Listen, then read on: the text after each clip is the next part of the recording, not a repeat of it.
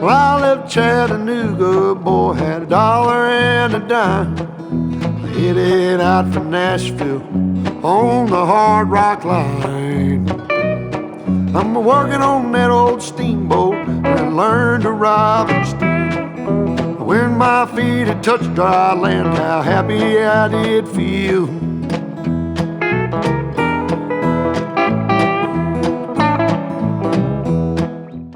Ladies and gentlemen, welcome back to another video. Today we just got done cultivating some of the fields and we are now heading back on to the new farm, and I finally got all the pieces of equipment over there, so we'll go ahead and show you that once we get over there. By the way, ladies and gentlemen, if you find yourself coming back on the regular, please leave a like and subscribe. It really does help out the channel in the long term, and we do appreciate you.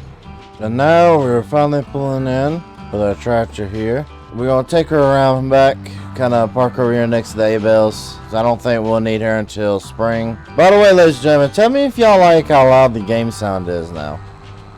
Today we got a lot of things ahead of our schedule. I'm just going to show y'all quickly where we put all the equipment and where equipment's going to be stored at from now on. It should be all relatively easy to show you. By the way, we do not own this right here. We're still renting this. We picked up all the soybeans. We sold them all. We sold both these fields right here. As you see, they're no longer owned by us. So we have officially sold out all of our property that we officially do not want. We still have to pay Uncle Buck his rent. We still have to pay the rent for this. The rent for this, they said, is going to be $90,000 this year. I'm going to pay it. It's easy to go with. This right here is where we're going to be storing like our medium and large tractors. So basically, like the majority of our tractors will be put in here. We have our John Deere 4040 sitting right here. Beautiful, good looking tractor. My my Case IH 3040, which will be seeing use this year. It's just I didn't have it on this side of the river. These are, of course, like our dairy barns, which we're going to be using actually this year. I think Jake said he was going to bring us some cattle over when he had a chance to. So we're going to do some truck driving with Jake here eventually. So our our Farmall D361. This right here is hooked up to, of course, the bell ripper or shredder. Everything that's in this shed is not staying, most likely. Of course, there's the flatbed we're renting.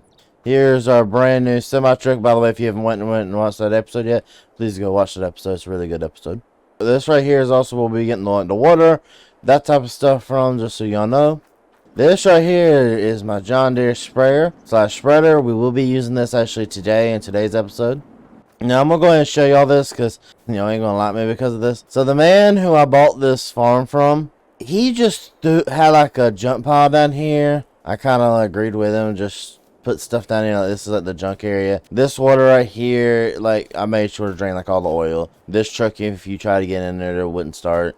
And this right here is something I want to drag out of here eventually, because he said he used to do a lot of liquid manure spreading, but he just did this down here for the time being. So I want to pull this out of here eventually, but this right here, of course, we don't need it no more. Throw it down here. So like any of our junk, we're just going to throw it down here in the junkyard.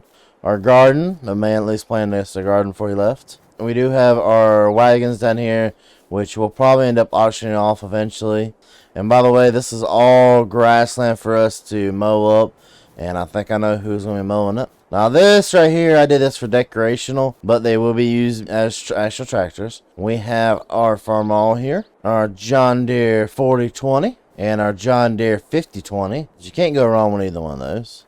You got the Bobcat up in here in this shed. You got the Chevy. You got the trailer. You have all the stuff for the Bobcat. You have both the trailers. You have the fuel tanker, and you have the flatbed. Because you never know when you might need it, or the wife might need me to take something out. Well, that's just kind of the way everything's set up on this farm. And ladies and gentlemen, if you think we should change some things around, let me know in the comment section below. We have to go today and go pick up a load of lime, go dump them on the fields, and then we have a wheel loader that we are renting today. So we're going to go pick all that up, and we'll go ahead and get into it. And so right now we are taking this over here, or taking our truck over to the dealership right now, and we're going to go pick up the semi truck trailer and the load of lime. We don't know exactly how much everything's going to cost. I'm guessing we're going to be paying about $100 grand for all the lime we're going to need. And if you're wondering why we're picking up a semi-trailer, because, ladies and gentlemen, in real life, I decided I want to go more for what I know in real life as compared to everybody else. And in real life, these are things we've done. We've took loads of lime and we throw them on the ground and we wait until we get there with a spreader and we spread it out. It's the easiest way to have it, and all you need is a wheel loader. So we gotta pull on in here. We'll get the trailer. It's in that shed right there. We'll get the trailer loaded. Just waiting on her to fill up. We have the trailer right here. They let us rent a red trailer right here, and we're filling it up right now. They also said this one trailer might be able to do 2 fields. So what we're gonna do, and I told them this, we're gonna fill up this one trailer first, and we're gonna go take it to our fields, and we're gonna unload it near the 2 big ones, and we're gonna spread the lime out over there, kind of see what it does. Alrighty. We are now full of lime and we are heading out of here. Gonna kind of pull it up into here into the field. We're gonna hit dump on our door. We are dumping. Yeah, make sure we're dumping out. And there we go. I'm gonna back this up over here and I'm gonna go get this spreader. I'm gonna have them to go ahead and deliver the wheel loader over here. Just to us over here. Alrighty, we just started her up here. Got the yield monitors on track. We gotta head over there to that field, and so we can go ahead and start spreading. By the way, ladies and gentlemen, if y'all are wondering why we are going ahead and spreading this early and not waiting for a little bit, it's because that field will be unavailable to spread when I plan to start spreading everything else. And it looks, ladies and gentlemen, like, yep, the wheel loader is already here. And we'll go ahead and start throwing the lime on, because when we get it, when we need to, next month in January, we'll actually be putting down some pivots into both the fields. Alright. That's one load in. Shouldn't take too many. I'm just trying to figure out exactly how many loads it does take. And that is last little bit she'll fit that I feel comfortable fitting into her. So I'm just going to kind of set her down here. We're going to jump inside of the spreader, and we are going to actually turn her on. So we're going to go ahead and continue with this field, and we'll see you back here in a second.